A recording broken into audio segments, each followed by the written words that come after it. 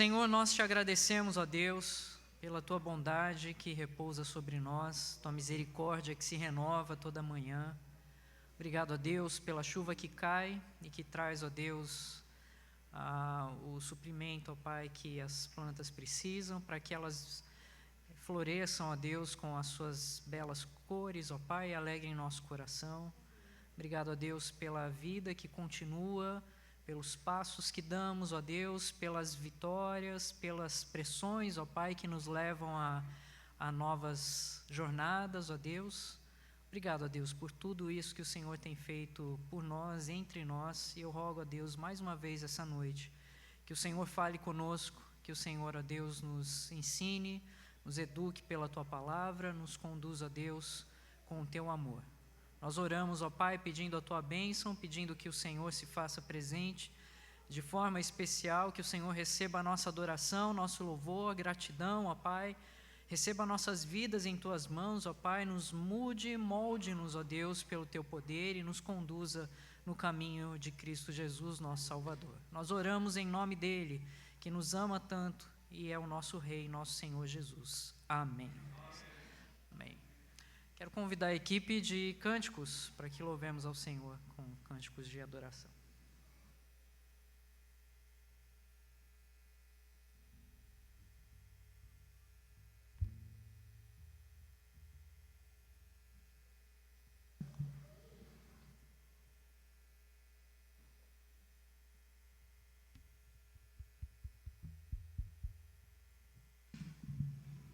Boa noite, irmãos.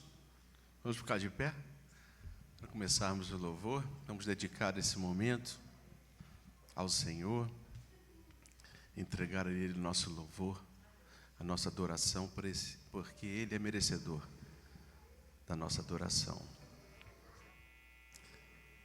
Vamos começar com o Senhor te quero.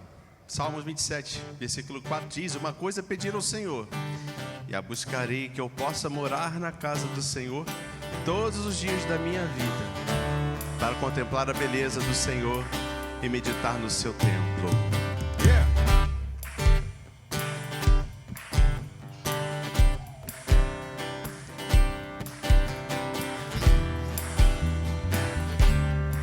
Eu te busco, eu te busco, te procuro, ó Deus. No silêncio tu estás. Eu te busco, toda hora espero em ti. Revela-te a mim, conhecer-te eu quero mais.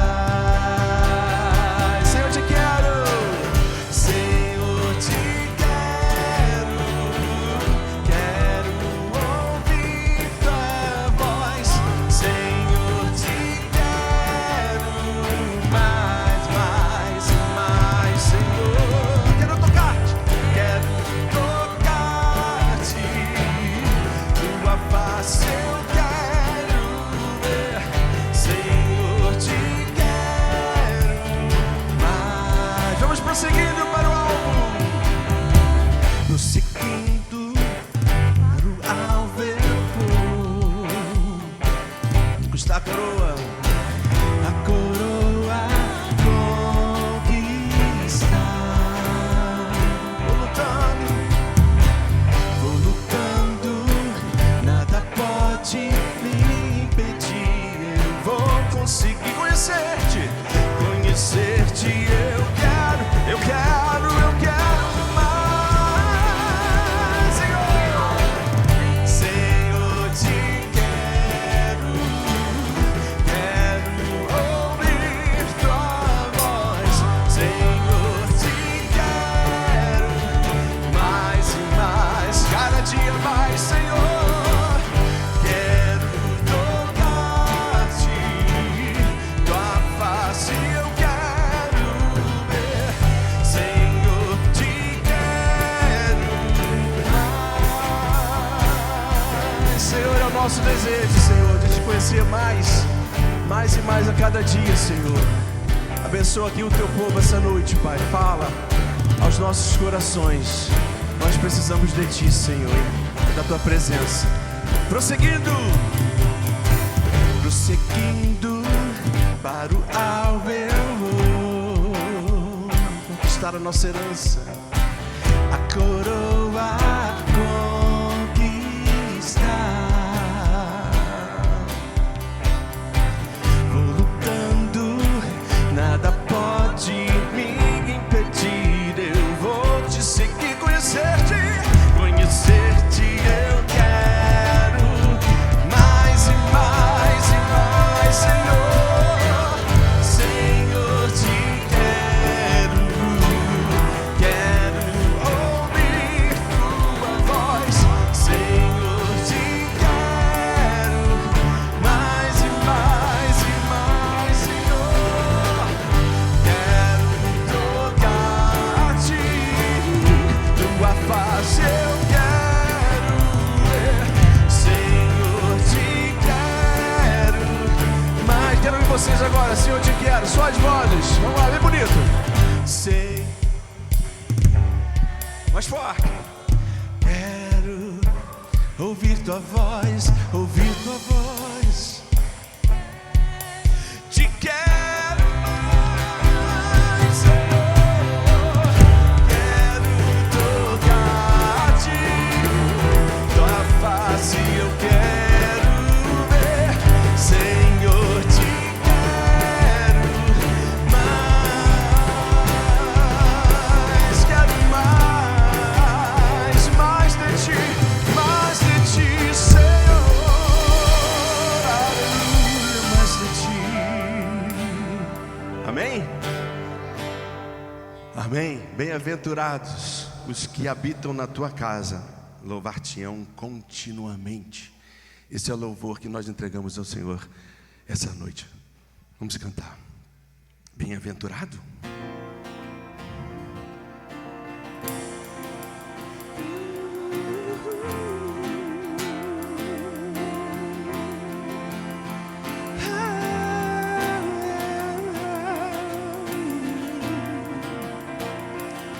Essa é antiga, né?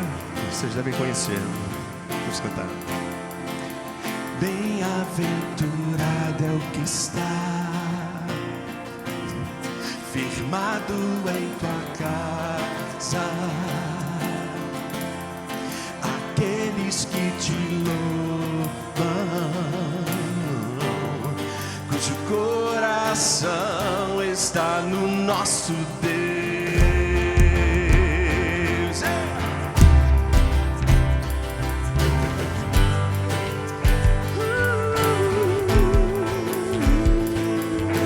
Vamos cantar.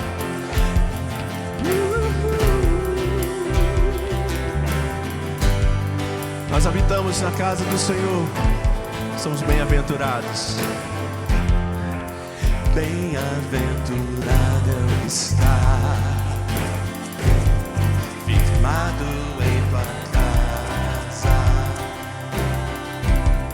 aqueles que te louvam,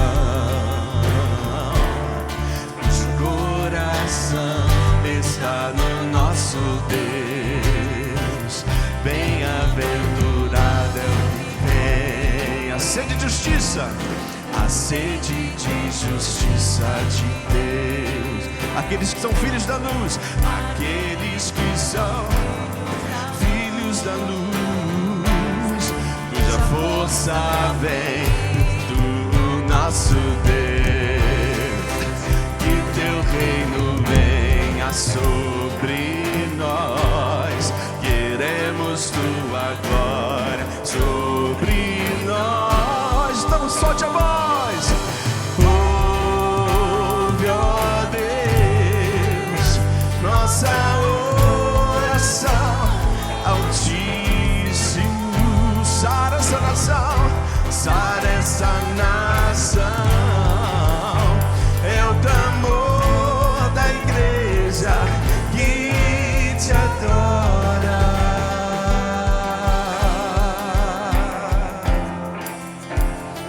Ó Senhor, oramos pela nossa nação, Senhor, pelo Canadá e pelo Brasil, ó Deus, aqui em especial Tantas vidas distantes de Ti, Senhor, que não desenvolvem a vida espiritual, Senhor.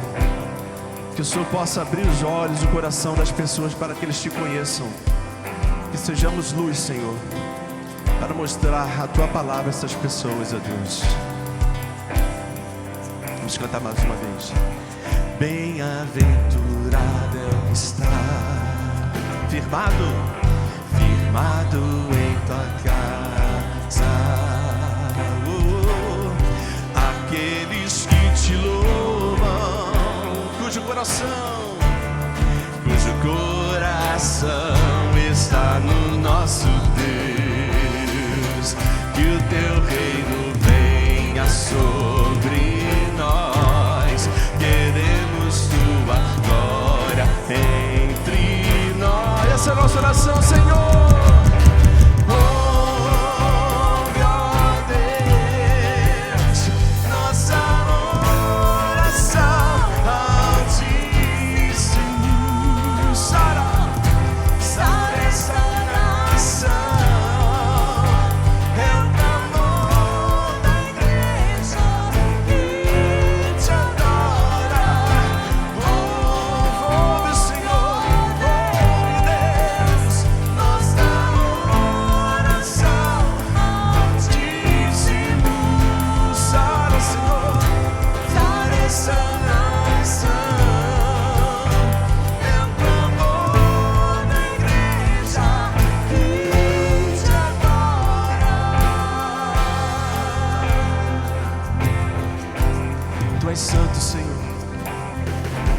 Declaramos a Tua santidade, Pai.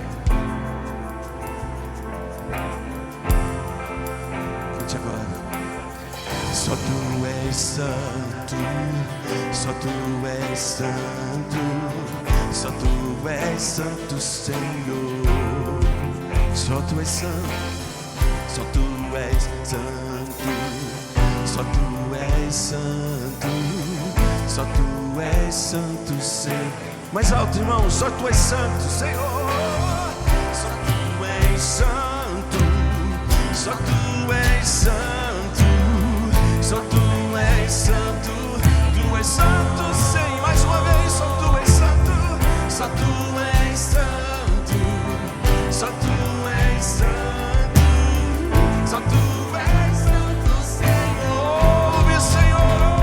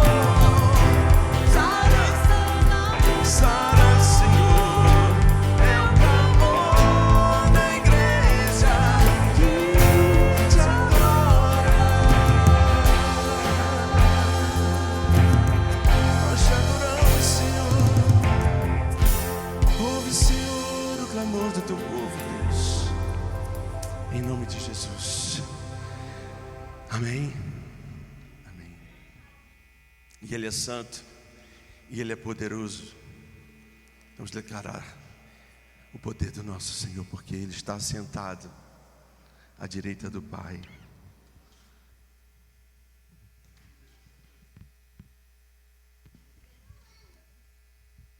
Digno és, Senhor, de receber a glória, a honra e o poder, porque Tu criaste todas as coisas, e por Tua vontade são e foram criadas. Poderoso Deus, a nossa alma anseia por Ti, Senhor. Que o Teu poder se manifeste no meio do Teu povo essa noite, Senhor. Recebe a nossa adoração e enche este lugar com a Tua glória, Pai. Com a Tua glória. Ao que está sentado no trono,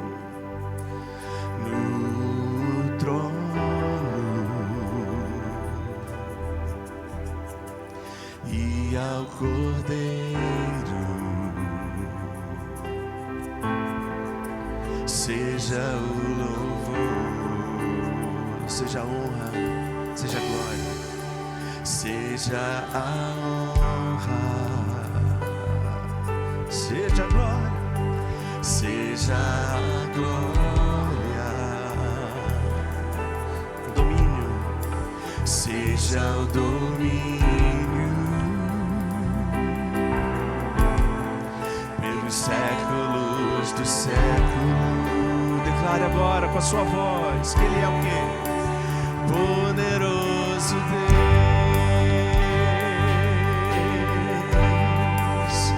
poderoso Deus,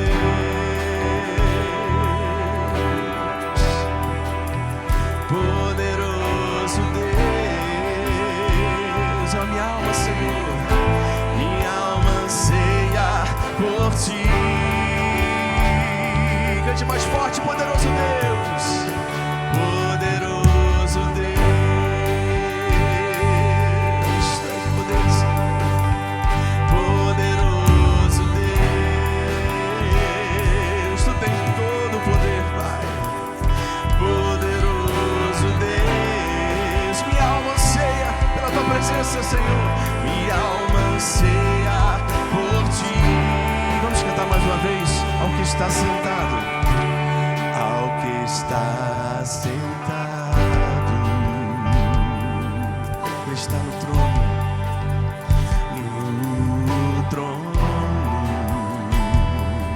e ao Cordeiro, seja todo louvor, honra, seja glória, seja o louvor, seja a honra, seja a honra, oh, seja toda a glória, seja a glória, seja o domínio pelo século dos séculos, pelo século dos séculos. Então nós podemos declarar o que Ele é. Poderoso Deus, Tu tens todo o poder. Poderoso Deus, és poderoso Deus. Poderoso Deus, declara ao Senhor, você anseia, minha alma anseia por Ti. Poderoso Deus, pois é poderoso Deus, poderoso, poderoso, poderoso Deus, Tu tens todo o poder, poderoso Deus. Minha alma anseia, minha alma anseia, minha alma anseia por Ti. Minha alma anseia por Ti.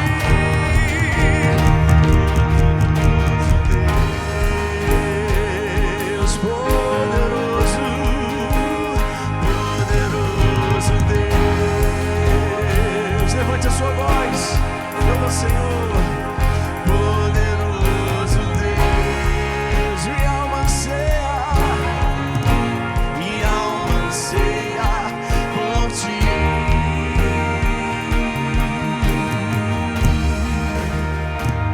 Como a corça suspira pelas águas, minha alma anseia por Ti.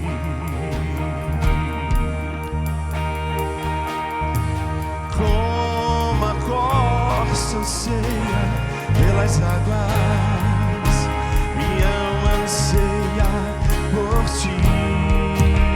Como a corça suspira pelas águas, minha alma anseia por Ti.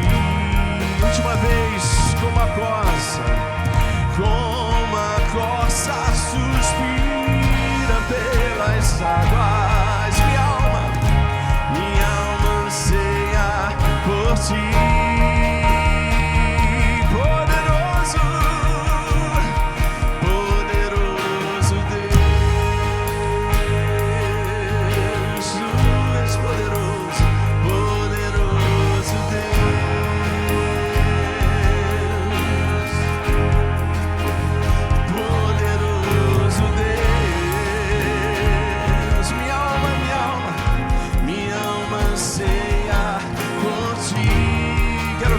Deus agora, poderoso Deus, cante agora.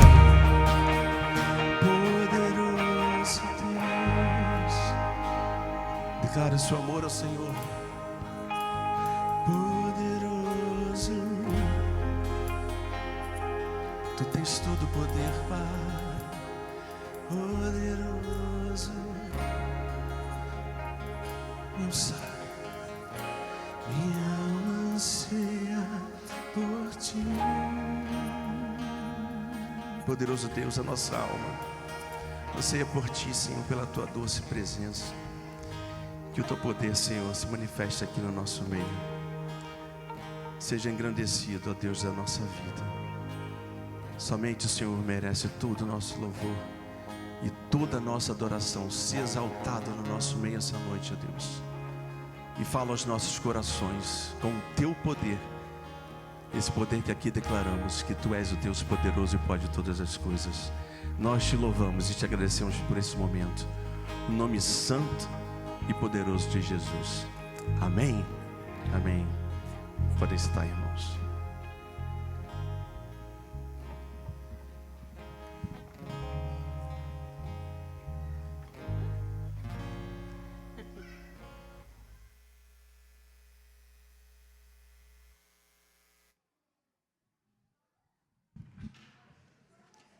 Quero convidar as crianças que venham à frente.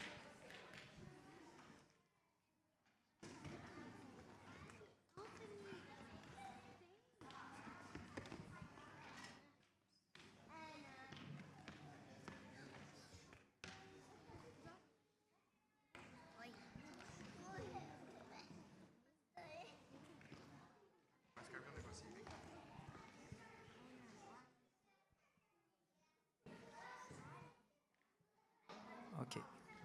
Vamos orar?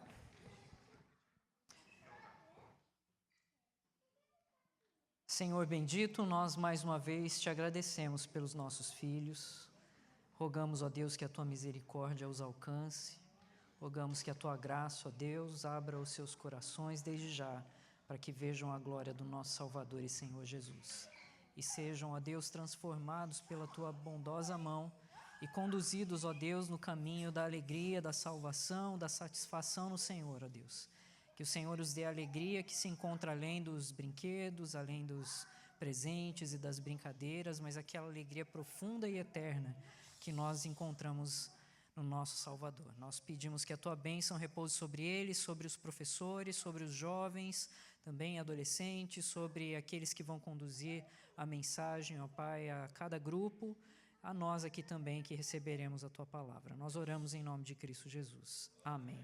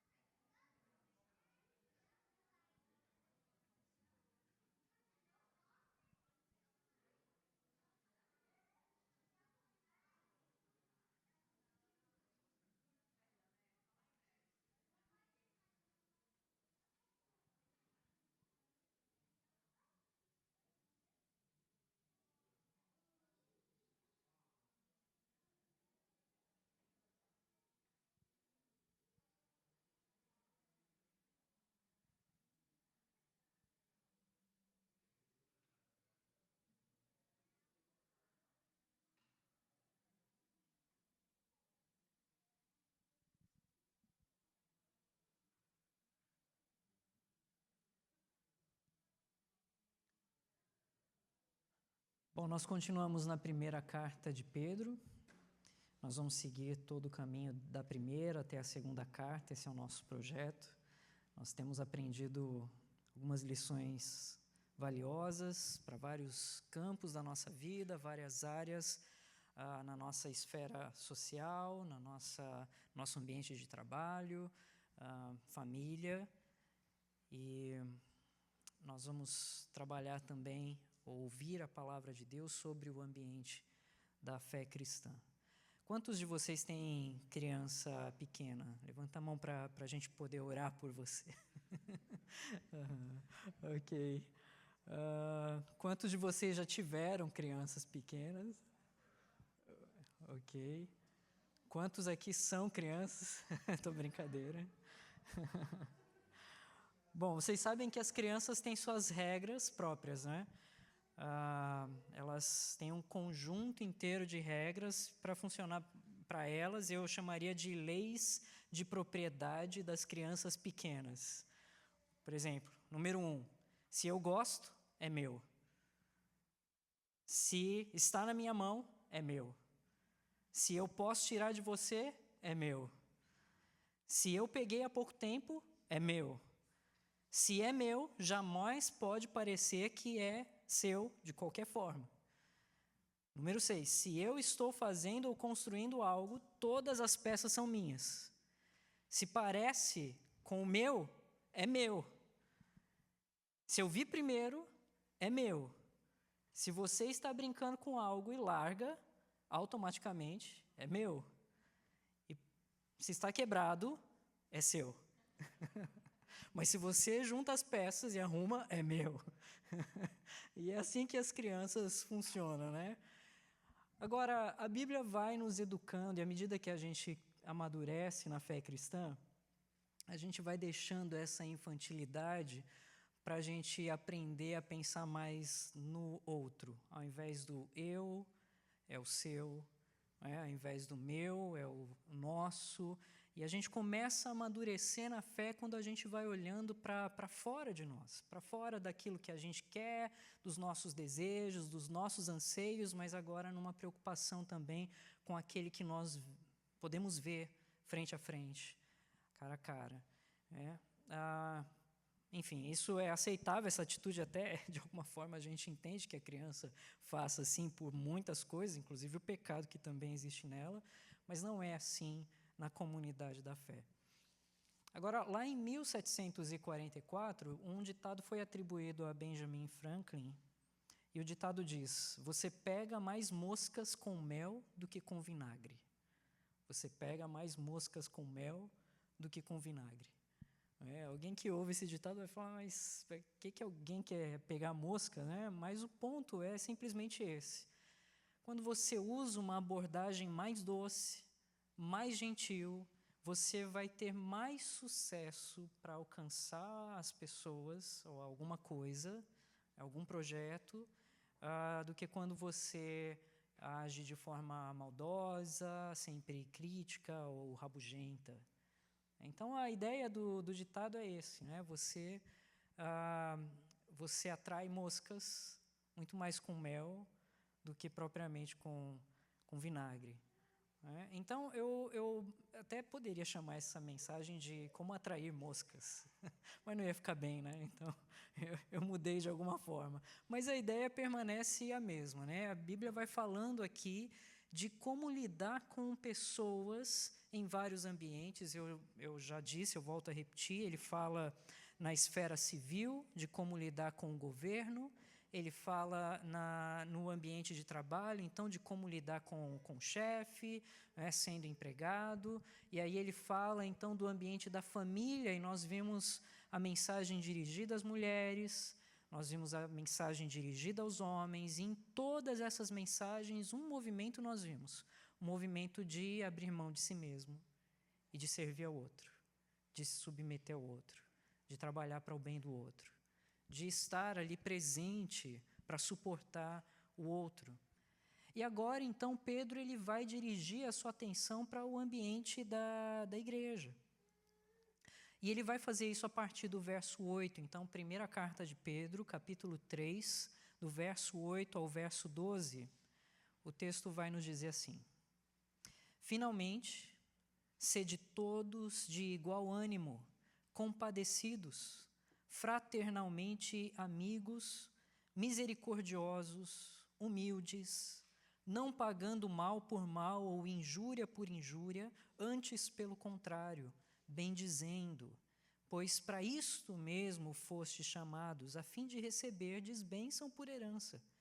Pois quem quer amar a vida e ver dias felizes, refreie a língua do mal e evite que os seus lábios falem dolosamente.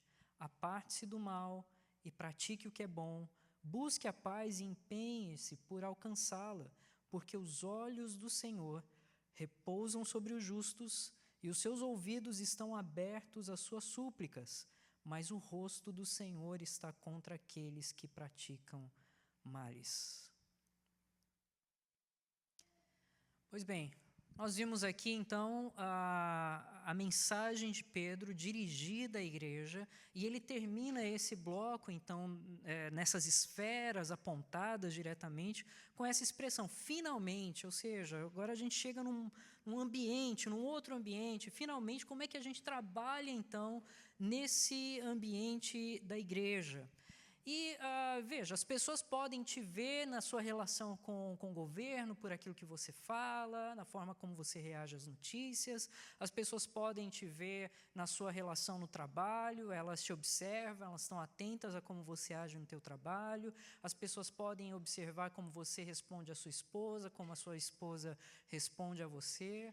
E talvez poucas delas vão ter a chance de ver como é que você responde ao seu irmão na fé.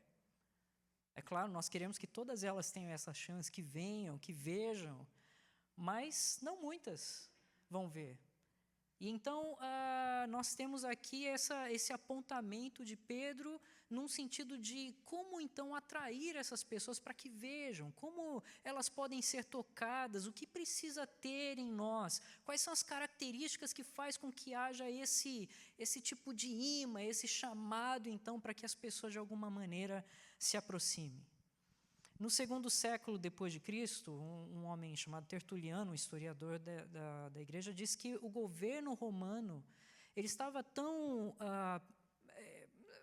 preocupado, não é a palavra preocupado, mas desconfiado, talvez, com o enorme crescimento desse movimento cristão por todo lado. Os cristãos cresciam rapidamente, e então o império mandou espiões para que entrassem nessas comunidades, nessas pequenas igrejas, e vissem ali o que estava acontecendo. E um dos espiões, ele relatou de volta ao governo romano, e eu vou citar para você o que ele disse.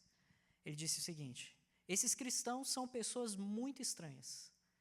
Eles se reúnem numa sala vazia para adorar, eles não têm imagens, eles falam de um tal de Jesus que está ausente, mas que parecem esperar que venha a qualquer momento. E ele conclui dizendo: e, meu Deus, como eles amam esse Jesus e como eles amam uns aos outros. Uau! Esse é um belo testemunho, não é? Como eles amam esse Jesus e como eles amam uns aos outros. Esse deveria ser um testemunho convincente, constante na vida de todo cristão. Mas nem sempre funciona assim. Nós temos nossos problemas, nós temos...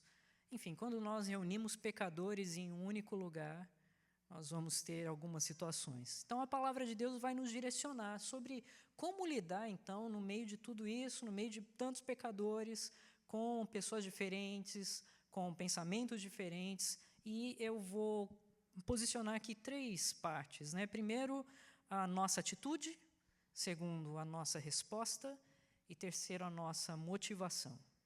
A nossa atitude nesse ambiente, a nossa resposta e a nossa motivação. Atitude geral, a nossa resposta gentil, nossa motivação genuína. Então, vamos começar aqui pela nossa atitude. Verso 8 diz: finalmente, já falei para resumir, né, para trazer ao fim, né, esse assunto de como lidar com as pessoas, ele diz: sede todos de igual ânimo, compadecidos, fraternalmente amigos, misericordiosos, humildes. Essa é uma descrição em 5 partes no texto original, como Pedro escreveu. São 5 palavras, na verdade, e todas elas são uma parte, uma representação de uma palavra só.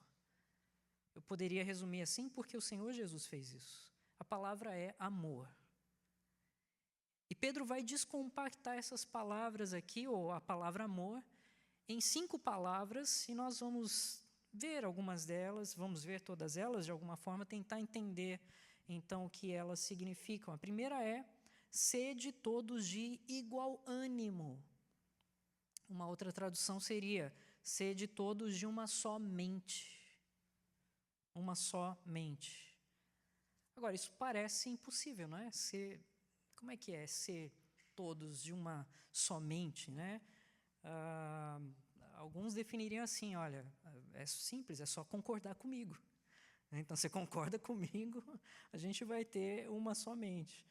Agora, não é exatamente isso que a Bíblia nos ensina no geral. Ela não ensina uniformidade, sempre pensar a mesma coisa.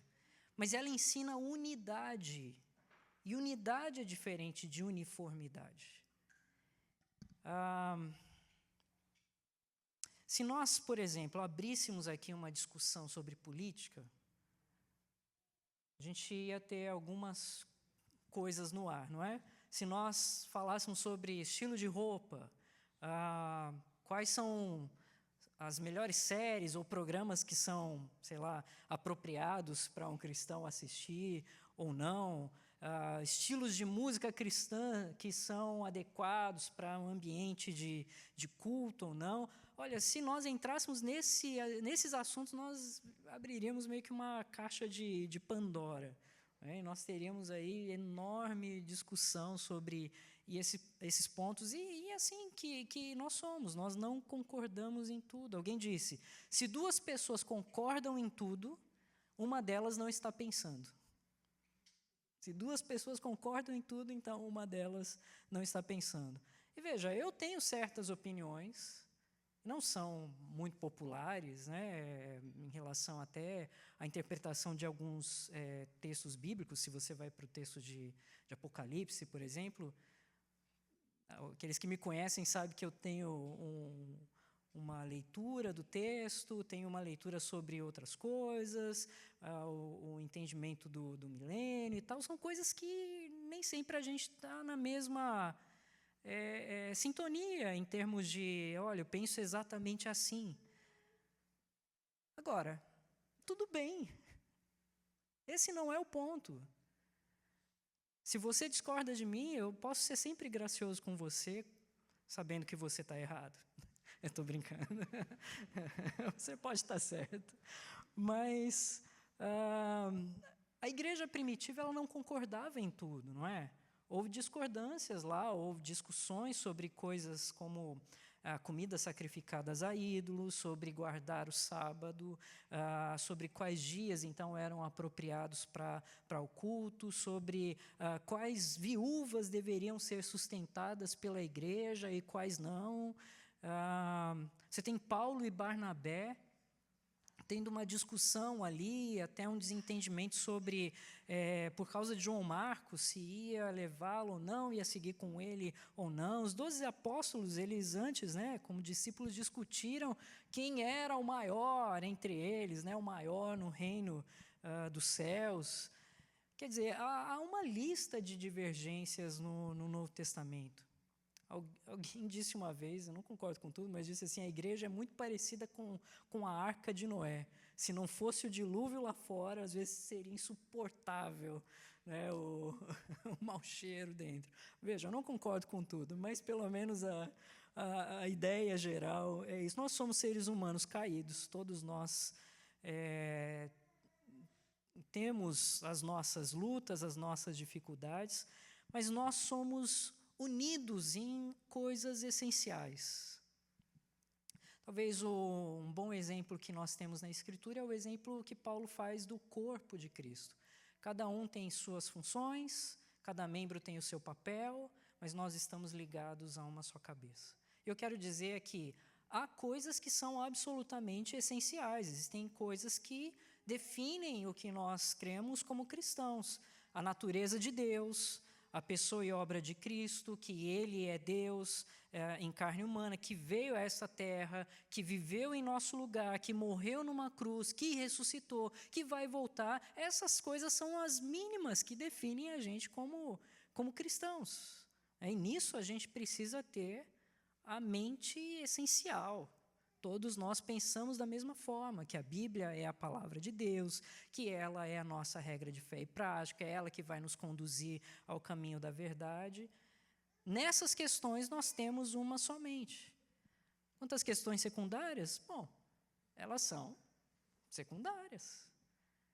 Então, alguns vão pensar de um jeito, outros vão pensar de outro, e a gente não vai entrar em confusão, em grande conflito por conta dessas coisas que são secundárias, mas nós vamos nos unir naquilo que é essencial, na doutrina dos apóstolos, na palavra do Senhor, naquilo que a Escritura nos fala sobre a salvação. Essas coisas são essenciais e elas nos unem. E Pedro diz, olha, nesse ambiente, como uma manifestação de amor, vamos ter essa uma somente.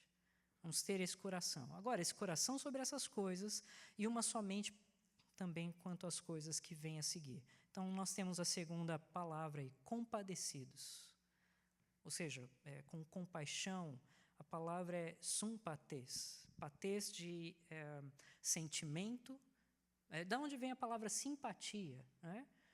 Pathês de sentimento, de sentir. Sim ou sum é de soma. Então, é sentir junto. Participar daquilo. Sentir junto o que outra pessoa sente, você sentir. Essa talvez seja a melhor definição de simpatia. A sua dor no meu coração. O seu sofrimento no meu coração. Isso é simpatia.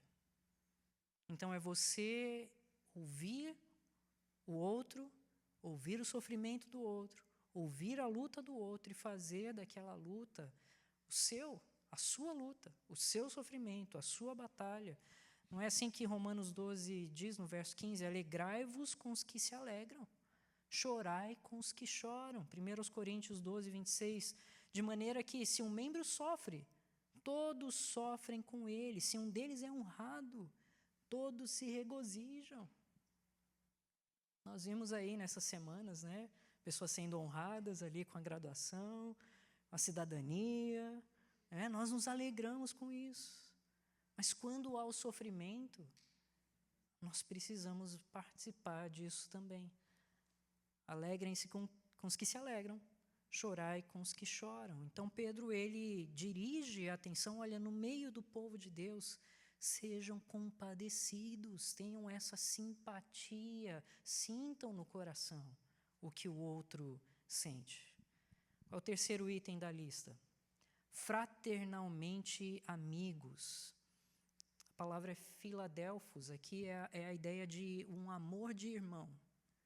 Um amor de irmão. Bom, eu tenho 3 filhos.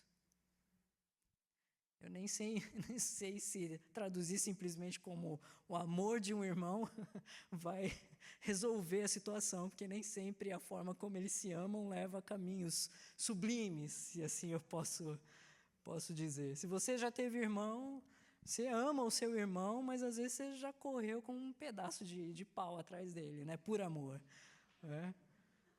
E talvez a gente poderia traduzir assim, como irmãos devem se amar. E aí a gente tem uma visão mais definitiva, né? Como é que eu devo amar? Eu devo olhar um para o outro como sendo um filho de Deus, uma filha do Senhor. Nós somos irmãos, filhos de um mesmo Pai. Nós temos uma mesma graça que repousa sobre nós, as mesmas promessas que repousam sobre nós. O mesmo Senhor que cuida do outro, Ele cuida de mim também. E essa visão tem que tomar o meu coração para que eu ame o outro. Como é que eu atraio as pessoas, então? Com esse tipo de amor. Primeira carta de João, capítulo 3, diz, nós sabemos que já passamos da morte para a vida porque amamos os irmãos. Nós somos convocados a agora, na verdade, quando nós somos chamados por amor, pelo amor de Deus sobre nós, nós recebemos uma nova identidade. E essa identidade é o amor. A identidade do povo de Deus é o amor. Nós recebemos o amor para espalhar o amor. E se há um grupo, pessoas que primeiro recebem esse amor, devem ser, não tem como não ser, aqueles que também foram tocados por esse amor do nosso Salvador. Eles recebem também de imediato esse amor. Agora veja, o quarto item da descrição no texto, verso 8 diz: sede misericordiosos. Outra tradução seria de entranhável compaixão. Splagnetos é uma palavra que significa intestino. Estranho isso, né? Mas no passado as pessoas diziam que o sentimento mais profundo, as coisas mais íntimas, você sente pelo intestino. Então eles falavam, olha, Pedro diz aqui, sinta pelas entranhas, sinta pelo intestino, tenha esse sentimento especial. E olha, é claro, se talvez eu chamasse alguém que tem dificuldade em falar em público, o que vai acontecer? Ele não sente meio que umas borboletinhas assim, né? na barriga? Tem gente que até sente enjoo, né? Começa ali a coisa. Então eles viam isso como vinculado ao estômago, né? Às entranhas. E o que quer dizer é que, olha, tenha então essa preocupação profunda com o outro. Tenha uma preocupação que envolva suas entranhas. Nessa relação do povo de Deus, quando nós lidamos um com o outro, então que envolva suas entranhas nessa relação com o outro. Deixa eu colocar dessa forma, a igreja deveria ser o lugar onde os feridos possam se sentir em casa. Pessoas que são machucadas, espancadas pelo mundo, deveriam poder entrar aqui e serem recebidas com compaixão, com zelo, com amor, com cuidado, carinho, uns pelos outros. Isso é algo com nós deveríamos ser excelentes. Mas é um desafio, porque, veja, eu pastoreei, agora extinguiram a Cracolândia, graças a Deus, mas extinguiram essa semana, mas eu pastoreei ali muito próximo. E a maior parte da minha igreja, eram de moradores de rua. E eu via com interesse a maneira como aquelas pessoas já um pouquinho mais estabilizadas lidariam, então, com o morador de rua. Com aquele que está lutando com o vício. E veja, não era sempre fácil, não. Teve muitas famílias que não permaneceram na igreja. A gente precisa de um ambiente mais seguro, mais tranquilo. Ok, até entendo, mas qualquer um machucado, qualquer um caído, qualquer um balançado por qualquer circunstância emocional, financeira que seja, deveria ser recebido e ser alcançado com uma compaixão e com um amor sem igual no povo de Deus. É isso que nós somos chamados a fazer uns pelos outros de forma tão abundante que transborde e que seja notório, que seja visível, que as pessoas sintam e saiam como aquele soldado dando a referência. Olha, eles amam a esse Jesus. E eles, amam uns aos outros. Amam uns aos outros. A quinta descrição é: sede humildes. Ou em outras traduções, cordiais, educados, né? Parece uma fala meio materna, né? Olha, diga por favor, obrigado, coisas do tipo.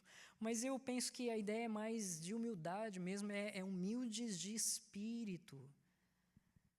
Agora, essa era uma afirmação chocante para a época, porque, especialmente entre os gregos, os romanos, a humildade no pensamento da época não era algo positivo.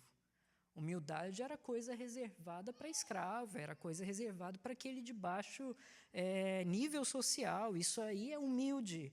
Eu sou o autossuficiente, eu sou aquele de autoafirmação, autoestima, autoconfiança e tudo mais.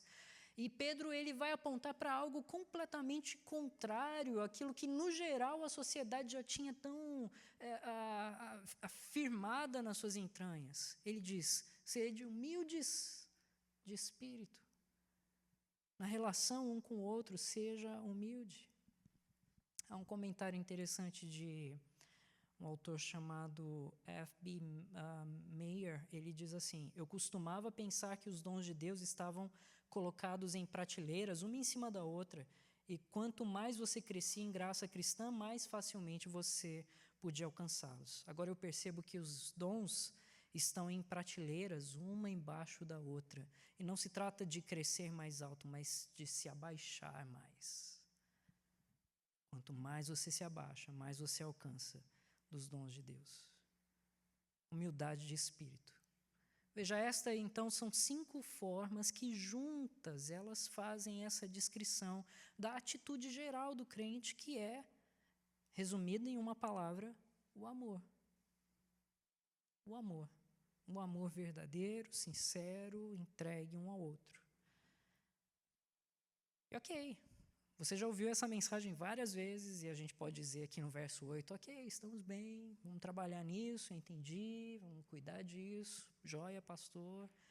Ok, agora vem a parte difícil. Porque no verso 9, ele passa desse ambiente mais geral, de talvez pessoas que realmente queiram ser gentios, pessoas que buscam essa ternura, essa simpatia, para um lugar ou um relacionamento onde as pessoas não são exatamente assim. Talvez elas sejam rudes, talvez elas sejam pesadas contigo, talvez elas se façam inimigas.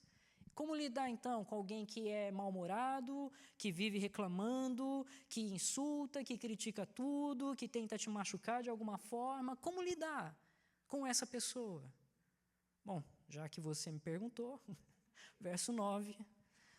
E agora vem, então, a nossa resposta gentil. Verso 9 diz assim: não pagando mal por mal, ou injúria por injúria. Antes, pelo contrário, bendizendo ou abençoando, outra tradução, pois para isso mesmo fostes chamados, a fim de receberdes bênção por herança. Ok, então aqui eu não sei ao certo se está se referindo aos crentes ou aos incrédulos que estavam no meio, ao irmão difícil, ou, enfim, não sabemos, mas de qualquer forma, esse princípio é o mesmo para qualquer pessoa, para qualquer situação. Como é que devemos tratá-los? Você não revida mal com mal. Você não contra-ataca, você não grita de volta, mas qual é a sua atitude? Você abençoa. Você abençoa aquele que se faz inimigo. Agora, isso é uma marca muito própria da fé cristã, porque ela é uma das marcas, né? Porque ela se distancia das outras religiões nesse ponto também. Enquanto as outras ensinam determinada coisa sobre inimigo, a fé cristã diz: ame ao seu inimigo. Ame aquele que se faz inimigo. Isso também era algo impensável para a época, totalmente fora do comum. Nós temos lá em Êxodo 21, que diz: vida por vida, olho por olho, dente por dente, mão por mão, pé por pé. E isso é o que nós depois chamamos de lex talionis, né, ou a lei da retribuição. E agora, deixa eu dizer, essa lei é mal entendida e mal interpretada, porque por que ela foi dada em primeiro lugar? Ela foi dada para limitar a vingança. Porque a natureza humana pecaminosa é assim: você quebrou o meu dente, então eu vou arrancar todos os seus. Você vai ficar banguelo pelo resto da vida. Você machucou meu olho, agora você vai ficar cego dos dois. A nossa retribuição, ela sempre parece impulsionar para algo mais. Então, para manter a coisa abaixo, para limitar e para se estabelecer o que é justo, é estabelecido olho por olho, mão por mão, pé por pé. Isso numa sociedade onde você ainda não tinha uma estrutura social bem estabelecida. Depois Deus coloca essa responsabilidade sobre aqueles que Ele impõe como autoridade sobre a sociedade, como representando Ele. Ele é aquele que age com a justiça.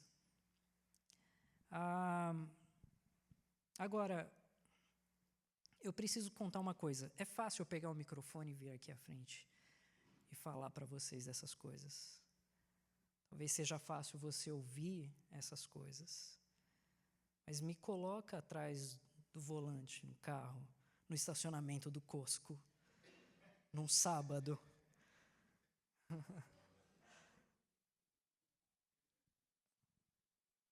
Outro dia eu vi uma vaga perto da entrada. Eu parei o carro, dei a seta, esperei com paciência. O carro fez uma volta na frente, me impediu de entrar direto na vaga, e o outro veio. O que fez?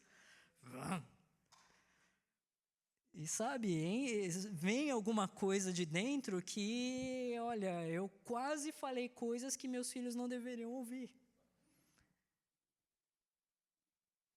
Mas é isso, no dia a dia não é simples assim.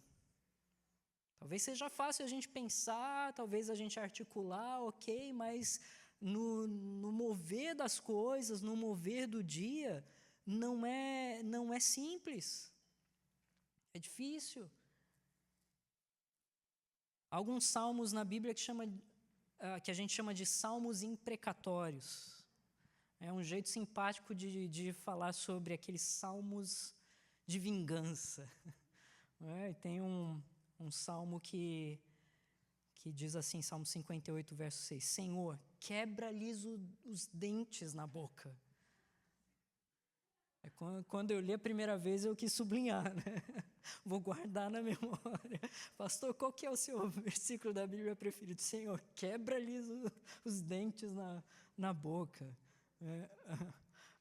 Davi, ele expunha seu sentimento contra os seus inimigos ali. Mas uma coisa eu aprendi com o tempo, que quando você ora por pessoas, e você ora por inimigos, e você passa um tempo orando por essas pessoas, o seu coração começa a mudar. O seu coração começa a amolecer. E você começa a lidar com aquela pessoa, com aquela situação de uma forma diferente. Então, a minha orientação é: ore por você, para que Deus te dê o autocontrole, o controle do Espírito. Ore pelo outro também. Jesus diz: bem-aventurados sois quando por minha causa vos injuriarem, vos perseguirem, e mentindo disserem todo o mal contra vós, regozijai-vos e exultai, porque grande é o galardão de vocês nos céus. Grande é o galardão de vocês nos céus. Então, o que fazer em resposta àquele que faz o mal, que injuria, que se torna inimigo? Abençoe, é o que Pedro está dizendo. Abençoe esse. Aquele que de alguma forma traga algum sofrimento, alguma tristeza, alguma tribulação, abençoe. Abençoe. Há um livro de um pastor argentino chamado Juan, no caso, né? Juan Carlos Ortiz. E ele conta no livro uma experiência. Ele estava numa conferência de liderança e ele conta: olha, eu vi um homem que era da minha denominação, e então eu fui até ele abraçá-lo. Mas quando ele me viu aproximando, ele recuou e disse: não me abrace, eu sou seu inimigo. Aí o pastor parou e respondeu àquele irmão com essas palavras: meu irmão, não sabia que nós éramos inimigos. Então ele completou, mas glória a Deus, agora eu tenho a oportunidade de amar o meu inimigo. E aí ele foi para perto e abraçou. E ele ainda orou em voz alta, dizendo assim: Senhor, obrigado pelo meu precioso inimigo. Abençoa a vida dele em nome de Jesus. Um ano depois, esse pastor estava convidando Juan para pregar na igreja dele. Vê, quando você age com o inesperado, o amor inesperado, com o cuidado inesperado, com a bênção inesperada, você vai atrair as pessoas. Como é que atrai a mosca? Melhor com o mel do que com vinagre. Você vai atrair as pessoas à medida que você responde de uma forma inesperada com a bênção do Senhor. Abençoe. É o que Pedro diz aqui. Abençoe. Ok. Como é que nós atraímos, então?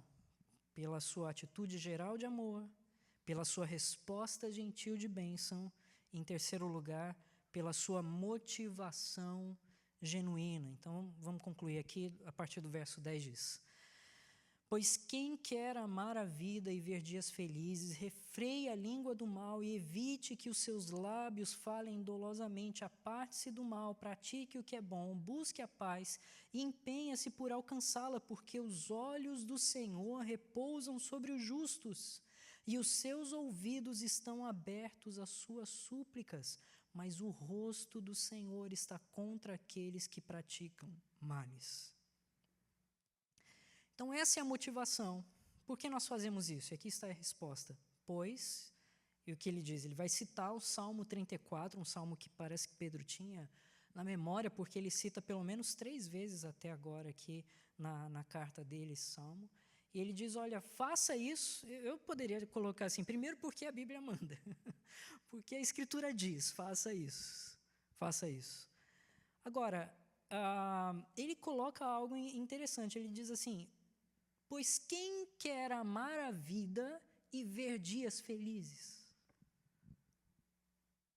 Você quer ter uma boa vida? Essa é uma pergunta para todos nós. Você quer ter uma boa vida? As pessoas dizem assim, olha, tenha um bom dia. Claro que eu quero ter um bom dia. Você quer ter uma boa vida? O que é que eu tenho que fazer, então, para ter essa boa vida?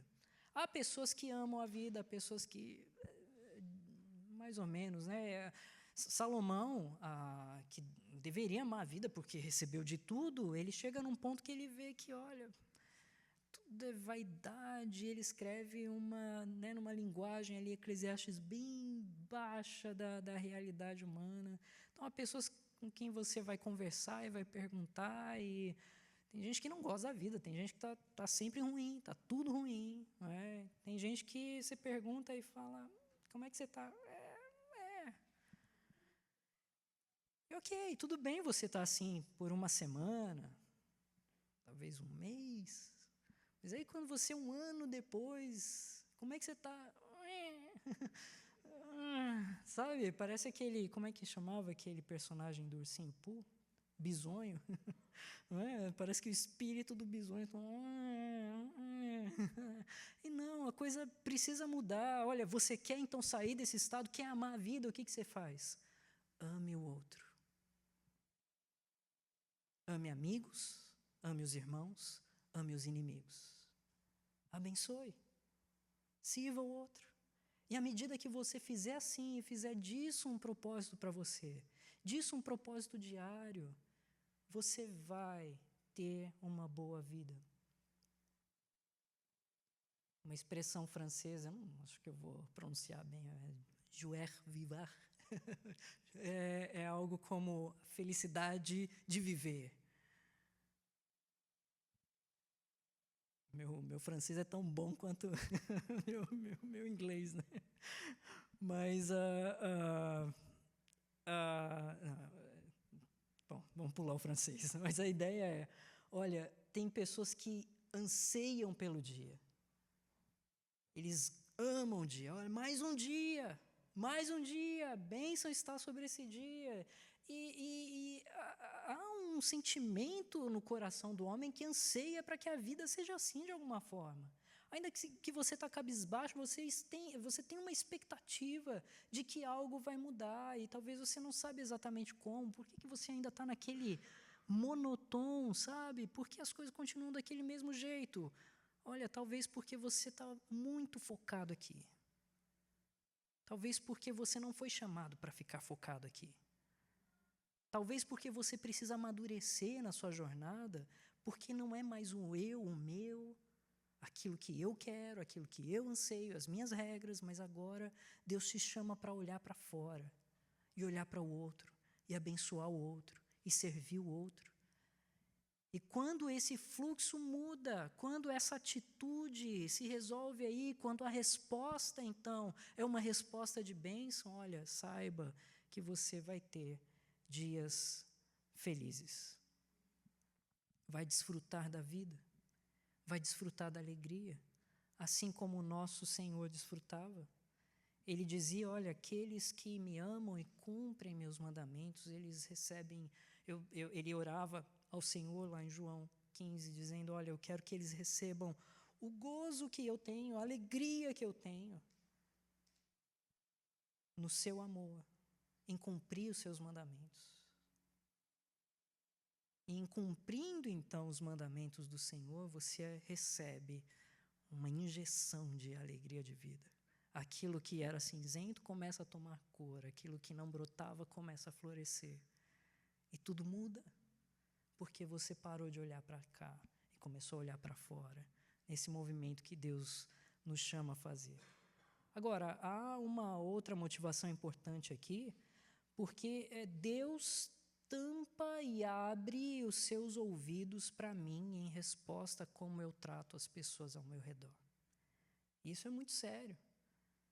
E a gente já viu isso na relação do marido com a esposa. Eu quero ler de novo o verso 7, diz assim, maridos, vós igualmente vivei a vida comum do lar com discernimento e tendo consideração para com vossa mulher como parte mais frágil, tratai-a com dignidade, porque sois juntamente herdeiros da mesma graça de vida, para que não se interrompam as vossas orações.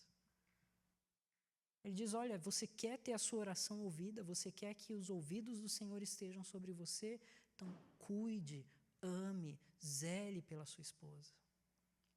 E agora ele faz o mesmo argumento no cuidado com os irmãos. Zele, ame, cuide dos seus irmãos. Cuide dos seus irmãos na fé. Cuide daqueles que talvez te respondam de uma forma não muito agradável, mas abençoe-os. E fazendo assim, Deus vai se voltar para você. Agora tem o outro lado da moeda. Ok, se eu faço isso então, se eu trabalho em servir com justiça, então eu posso ficar tranquilo também, porque se o outro não faz, Deus, ele está vendo. Deus é justo. E a justiça pertence às suas mãos. Então, eu não preciso me preocupar com a forma como o outro vai responder a mim ou não, se a expectativa que eu tenho vai ser cumprida ou não, se eu vou sair satisfeito ou não. Não, o que eu preciso fazer é responder conforme o Senhor quer que eu responda ao outro. E o que o outro vai fazer, Deus está vendo. Deus sabe. E isso me dá tranquilidade, então, porque uma vez que alguém machucou, alguém falou mal, alguém mentiu, o Senhor, no seu cuidado, Ele vai cuidar disso. Ele vai levar isso nas suas mãos. E Ele vai levar a bom termo e no termo da justiça. Então, eu não preciso me preocupar. Com o que eu devo me preocupar? Em fazer o que o Senhor me manda fazer na relação com o outro.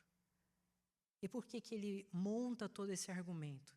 Ele aqui, ele só expande o que ele já tinha dito anteriormente sobre Cristo Jesus. No capítulo 2, a partir do verso 21, ele diz assim, porquanto para isto mesmo fostes chamados, pois que também Cristo sofreu em vosso lugar, deixando-vos exemplo para seguirdes os seus passos, o qual não cometeu pecado, nem dolo algum se achou em sua boca, pois ele, quando ultrajado, não revidava com ultraje, quando maltratado, não fazia ameaças, mas entregava-se àquele que julga retamente, carregando ele mesmo em seu corpo sobre o madeiro os nossos pecados, para que nós, mortos para os pecados, vivamos para a justiça. Por suas chagas fostes sarados, porque estáveis desgarrados como ovelhas. Agora, porém, vos convertestes ao pastor e bispo de vossas almas.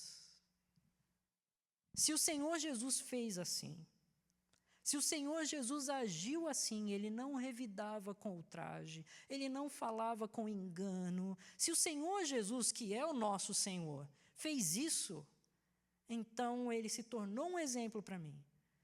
E se tornando um exemplo, eu devo seguir aquele que é o pastor e bispo da minha alma, aquele que me conduz e aquele que me ensina. E ele me ensinou todas essas coisas, e Pedro agora ele vai falar de como essas coisas precisam estar na nossa relação um com o outro. Porque eu preciso ser, agora, seguindo o exemplo do meu Senhor, o olhar carinhoso do meu Senhor para aquele que não vê. O abraço apertado do Salvador para aquele que precisa.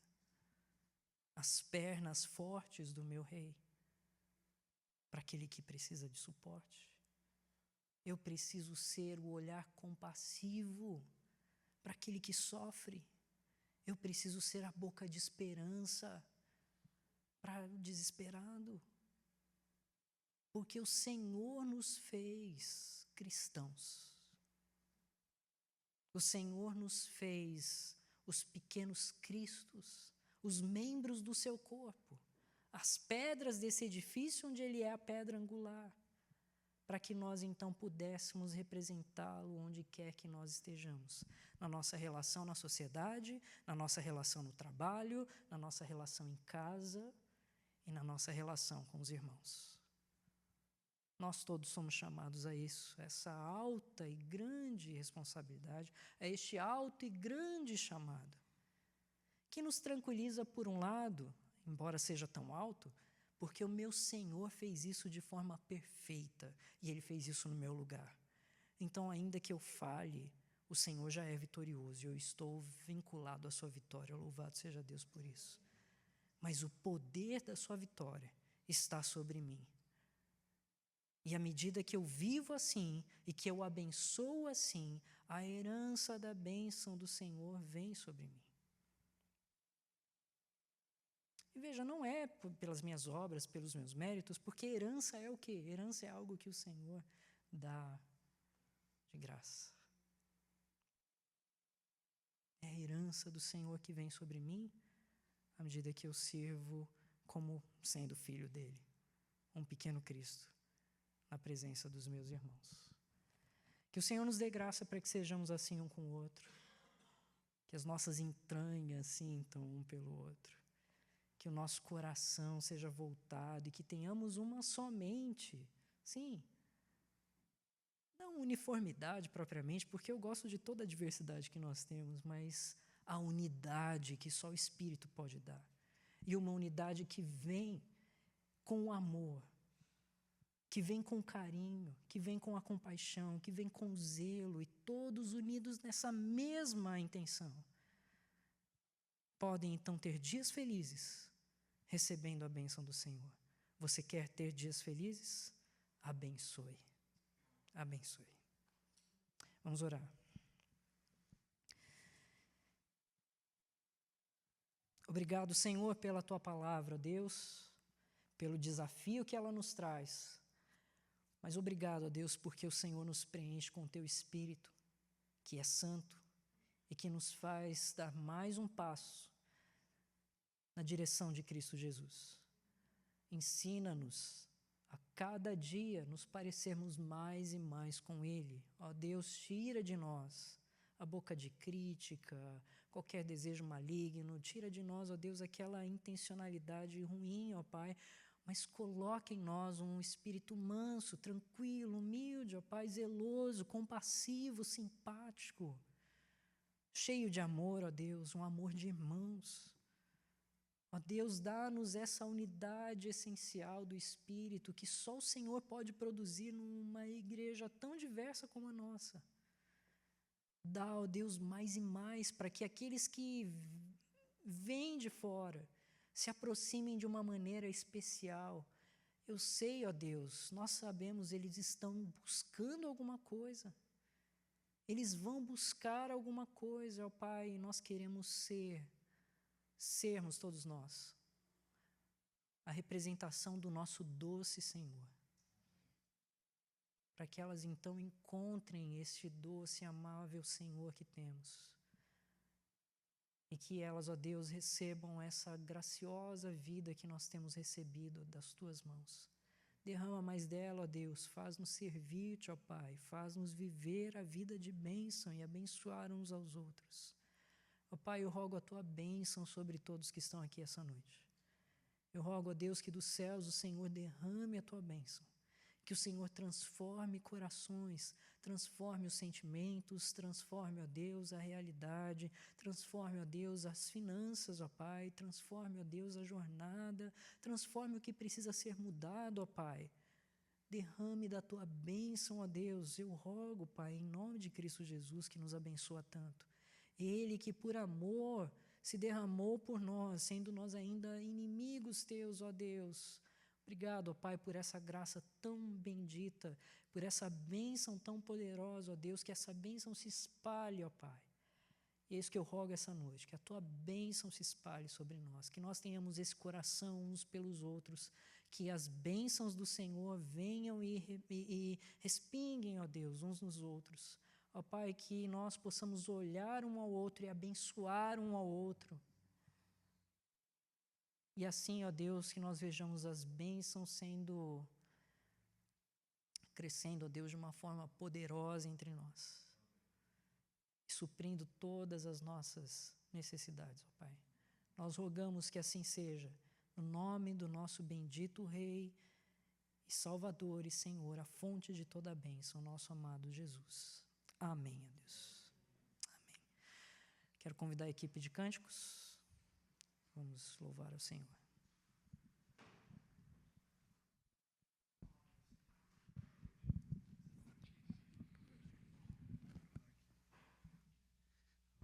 E aí, galera, tudo bem com vocês? Pedi permissão aqui para usar mais meia horinha aqui para falar com vocês. Hoje a igreja fecha às 00:30, né, Laura? Gente, na verdade é o seguinte, acho que essa pregação aconteceu de uma forma que eu gostaria de me colocar como exemplo vivo do que realmente essa igreja está fazendo na vida das pessoas. Eu vim aqui em novembro, eu cheguei aqui sozinho, depois veio minha esposa, e o plano não deu muito certo conforme a gente esperava.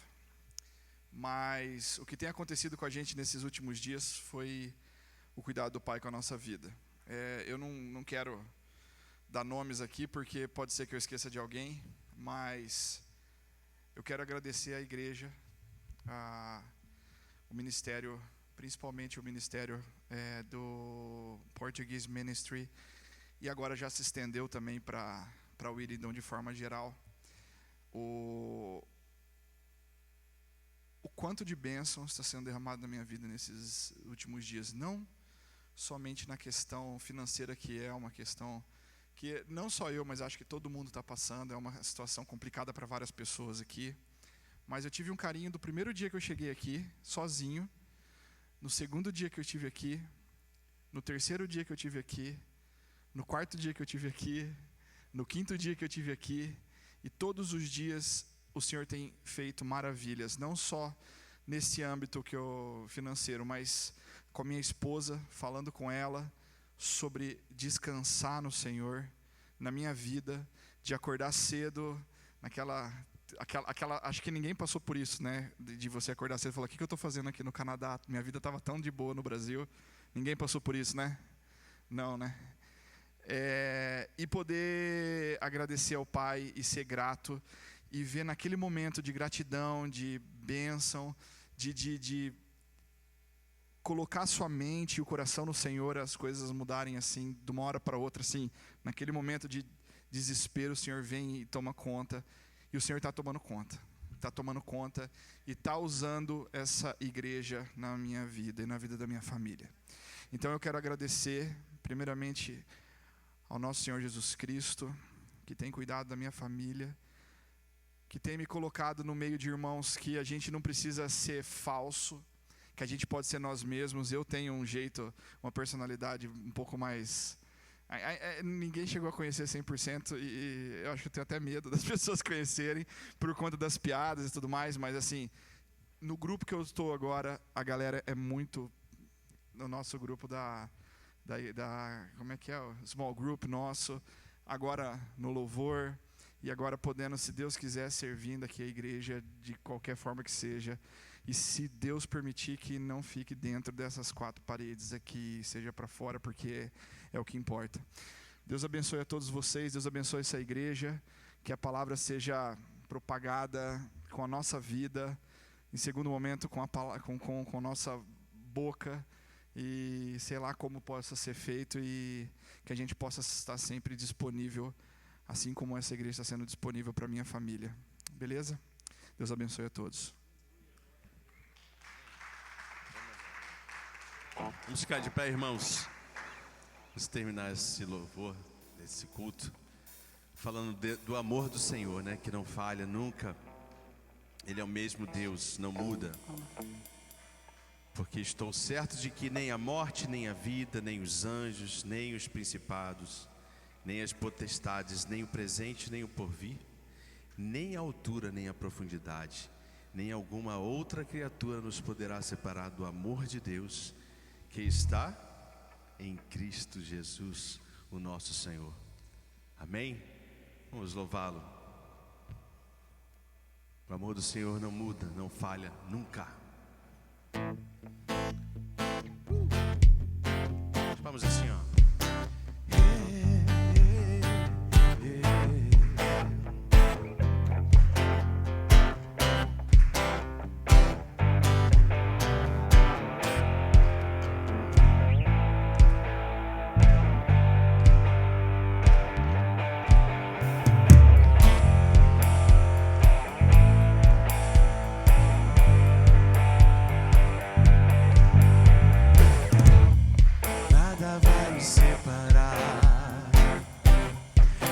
Se eu me abalar, teu amor não falha não, yeah. Mesmo sem merecer, tua graça se derrama sobre mim, teu amor não falha não, pois ele é o mesmo. Tu és o mesmo para sempre. Teu amor não muda. Se o choro dura uma noite, a alegria vem pela manhã. Se o mar se enfurecer, eu não tenho que temer. Por quê? Porque eu sei que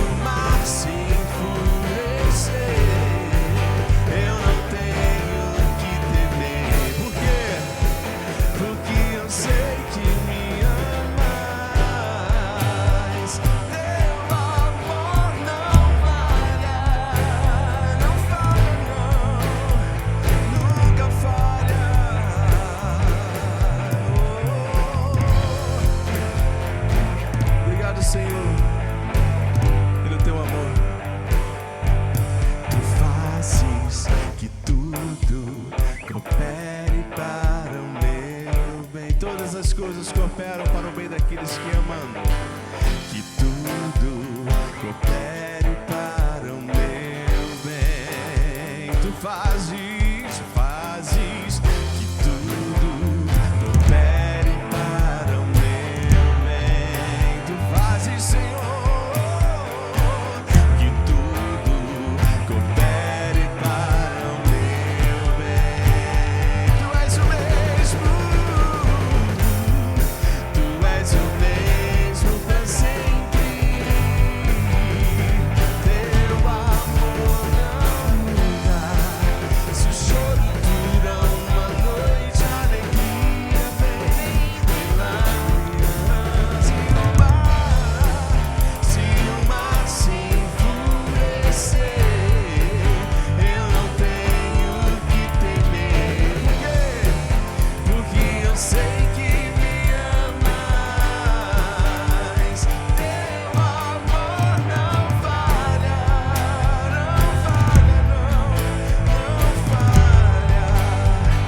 Teu amor não falha, não falha, não.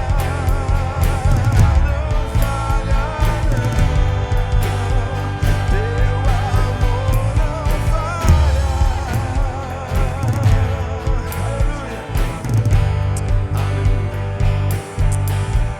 O amor do Senhor não falha. Obrigado, Senhor, por esse tão grande amor revelado a nós através de Cristo Jesus. Porque o teu amor não muda, Senhor, não falha, é eterno.